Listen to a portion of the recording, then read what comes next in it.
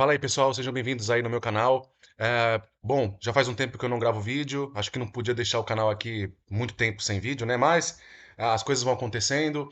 Nesse meio tempo, acabei publicando meu e-book, né? Que o link vai estar aqui na descrição se você tiver interesse em adquirir. Eu falo sobre a ansiedade, mas não tanto ansiedade, né? Mas sobre as preocupações diárias da vida, né? Então, eu acabei colocando ansiedade no título assim, porque é um tema recorrente, né? E querendo ou não, as preocupações elas podem desenvolver ansiedades, né? Então, foi essa a preocupação em colocar o título da ansiedade. Mas o que eu vou falar aqui hoje não tem nada a ver com o meu e-book. Na verdade, como você já viu aí, você já viu a thumb, você já viu o título, a gente vai falar sobre a verdadeira submissão ao governo, né? Eu coloquei aí o lobo e o leão e o logotipo da Receita Federal, porque a gente está naquela fase de declaração de imposto de renda, de declarar aquilo que a gente ganha e tudo mais, e a gente sabe que existe uma preocupação muito grande aí, porque se porventura você declarar algo errado ou propositalmente você faz alguma fraude ali na sua declaração, isso pode reverberar de maneira negativa na sua vida, né?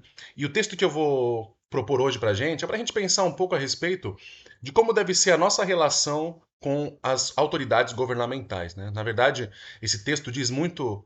Dizem que ele diz muito a respeito da relação da igreja e do Estado, mas na verdade eu não vejo dessa forma. Eu acredito que esse texto ele fala muito mais da nossa relação com o Estado, uma relação do seu coração com os seus líderes terrenos. O texto é aquele texto clássico de Mateus 22, do versículo 15 até o 22, que diz assim, ó: Então os fariseus saíram e começaram a planejar um meio de enredá-lo em suas próprias palavras. Aqui eles estão se referindo a Jesus Cristo. Enviaram-lhe seus discípulos com os herodianos e lhes disseram: Mestre, sabemos que és íntegro e que ensinas o caminho de Deus conforme a verdade. Tu não te deixas influenciar por ninguém, porque não te prendes à aparência dos homens. Dize-nos, pois, qual é a tua opinião? É certo pagar imposto a César ou não? Mas Jesus, percebendo a má intenção deles, perguntou: Hipócritas, por que vocês estão me pondo à prova? Mostrem-me a moeda usada para pagar o imposto. Eles lhes mostraram um denário. E ele lhes perguntou: De quem é essa imagem na inscrição? De César, responderam eles. E eles lhes disseram: Então, deem a César o que é de César e a Deus o que é de Deus. E ao ouvirem isso, eles ficaram admirados e deixando, retiraram-se. Então, a gente já vê aqui como é que essa passagem funciona, né? Ah, os herodianos, os fariseus mandaram seus discípulos lá para tentar colocar Jesus numa fria. Eles se juntaram com os herodianos. Isso é muito importante da gente olhar aqui no texto, né? É claro que assim, dadas as devidas proporções, os fariseus e os herodianos eles eram grupos antagônicos no cenário político ali de Israel. Era quase como se fosse hoje aqui no Brasil a direita e a esquerda, né? A direita militante e a esquerda militante também, né? São polos completamente opostos do espectro político, com intenções diferentes, com anseios diferentes e expectativas diferentes, tanto do ponto de vista político quanto do ponto de vista da salvação, messiânico, né? O Messias que eles esperavam era muito diferente. Jesus também não se enquadrava em nenhuma dessas duas expectativas, né? E esses dois grupos se juntam para tentar colocar Jesus numa fria, né? Então, no começo da passagem, eles até dão uma eles até tentam colocar Jesus para cima, né? Poxa, a gente sabe que você ensina muito bem, a gente sabe que você é um grande mestre da lei, que você não aceita a palavra de qualquer um, mas a gente tem uma pergunta para te fazer. É, é certo pagar imposto? Essa pergunta ela é muito importante. Parece boba, mas a intenção real deles era perguntar qual era a posição política de Jesus a respeito da ocupação romana. Nessa época, a parte de Israel ali da Judéia estava sendo governada pelos romanos. E tanto os fariseus quanto os herodianos e os saduceus, os outros grupos ali religiosos, eles tinham essa única coisa em comum: eles não gostavam da presença romana na Judéia, né? Israel, Judéia, vocês entendam, era uma província romana, né? Era o mesmo lugar. Eles não gostavam dessa interferência política de Roma na sua terra. Então, perguntar isso para Jesus era uma forma indireta de perguntar se Jesus era favorável ou não à ocupação romana. E aí, dependendo daquilo que Jesus respondesse, isso poderia causar-lhe problemas, porque ele não podia ser um judeu e endossar a ocupação romana ali na região. Mas a resposta que Jesus dá é fantástica, né? Como todas as respostas que Jesus dá.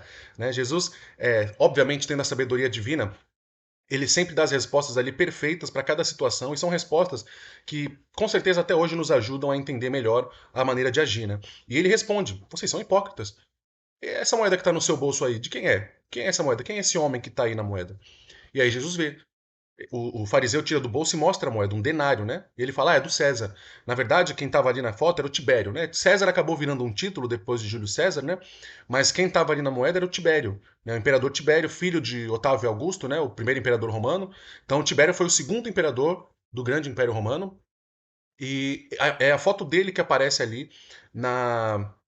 É a foto dele que aparece ali no denário. E junto com isso, se você pegar a foto de um denário aí na internet, você vai ver que não é só a foto do César que aparece, mas também tem uma inscrição quase que de louvor, né? César o Grande, César engrandecido, alguma coisa nesse sentido. Então isso também era ruim.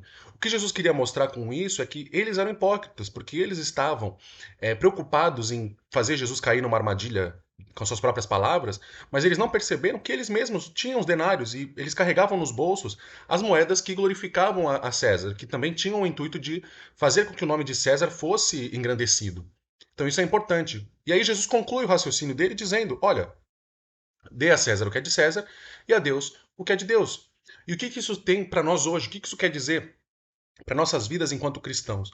Com o governo, o que cabe a nós são as nossas obrigações. A nossa verdadeira lealdade não está em governo. Nós não somos chamados a lutar por pautas meramente políticas.